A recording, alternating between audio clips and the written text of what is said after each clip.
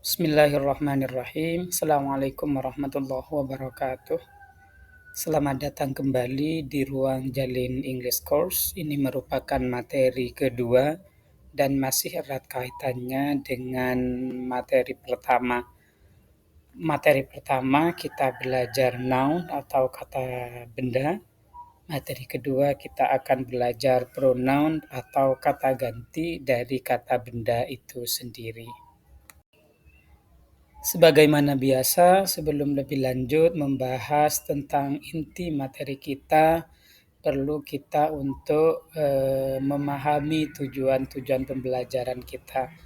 Yang mana dalam materi kali ini kita punya 4 tujuan. Yang pertama, define what pronoun is and explain its function in a sentence. Di tujuan pertamanya adalah setelah belajar materi ini, kita dapat mendefinisikan apa yang dimaksud dengan pronoun dan mampu menjelaskan fungsi-fungsi pronoun dalam kalimat. Tujuan yang kedua, identify and correctly use personal pronoun in both subject and object forms. Yang kedua, diharapkan para peserta dapat mengidentifikasi dengan tepat penggunaan personal pronoun baik dalam bentuk subjek maupun dalam bentuk objek. Sementara yang ketiga, distinguish between possessive adjective and possessive pronouns. Yang ketiga, dapat membedakan penggunaan antara possessive adjective dan possessive pronoun. Sementara yang terakhir, construct sentences using a variety of pronouns accurately and effectively, yaitu para peserta diharapkan dapat menyusun kalimat-kalimat menggunakan pronoun yang bervariasi dengan tepat dan efektif. Baiklah, kita mulai dari yang pertama, yaitu personal pronoun. A personal pronoun is a word used to substitute someone's or something names in a sentence. Personal pronoun adalah kata yang digunakan untuk mengganti nama orang atau nama benda dalam sebuah kalimat. Nah, personal pronoun umumnya dibagi ke dalam dua kategori, yaitu yang pertama kategori subjek dan yang kedua kategori objek. Apa subjek itu? Kata benda yang ada di awal kalimat. Sementara objek adalah kata benda yang menjadi sasaran kata kerja dalam sebuah kalimat. Contohnya, misalnya ada kalimat saya memanggil kamu. Bahasa Inggrisnya memanggil itu call. I call you. Tetapi kalau dibalik, kamu memanggil saya menjadi you call me. Karena kata sebelum call itu harus menggunakan kategori subjek dan kata setelah call itu menggunakan kategori objek.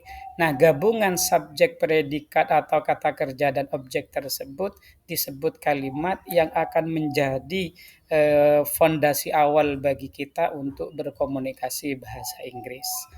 Adapun personal pronoun dalam kategori subjek ada I, you, we, they, he, she, it.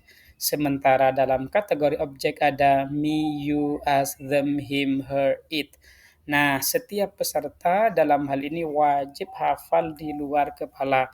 Oleh sebab itu pada hari ini tidak ada tugas kecuali menghafalkan personal pronoun sama posesifnya nanti. Artinya sudah ada di samping, tinggal dipahami dan dihafalkan.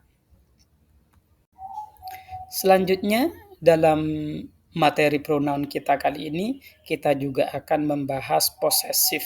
Kenapa kita membahas posesif? Karena di awal sudah disampaikan bahwa pronoun itu adalah kata ganti dari noun. Sementara pembelajaran noun kemarin itu berbicara tentang kata benda tunggal, kata benda jamak, dan kata benda yang menyatakan kepunyaan.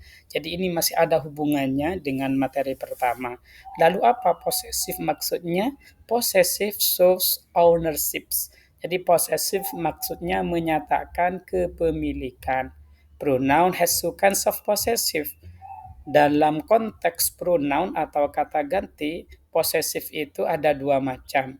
Yang pertama, posesif adjektif, dan yang kedua, posesif pronoun sebagaimana tabel berikut ini.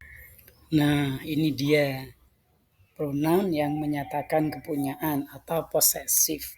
Nah, posesif ada dua kan, ada adjektif, ada pronoun. Terus apa bedanya?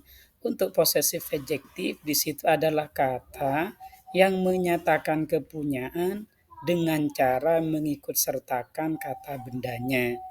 Situ ada my, your, our, their, his, her, its. Untuk menyatakan kepunyaan, maka harus disertakan kata bendanya. Contohnya, buku saya, my book. Bukumu, your book, dan seterusnya.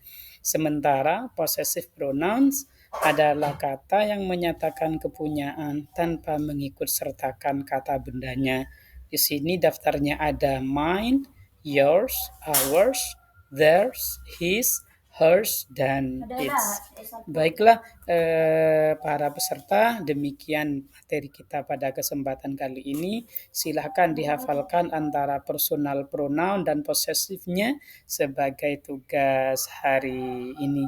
Mudah-mudahan barokah dan selamat belajar kembali. Assalamualaikum warahmatullahi wabarakatuh.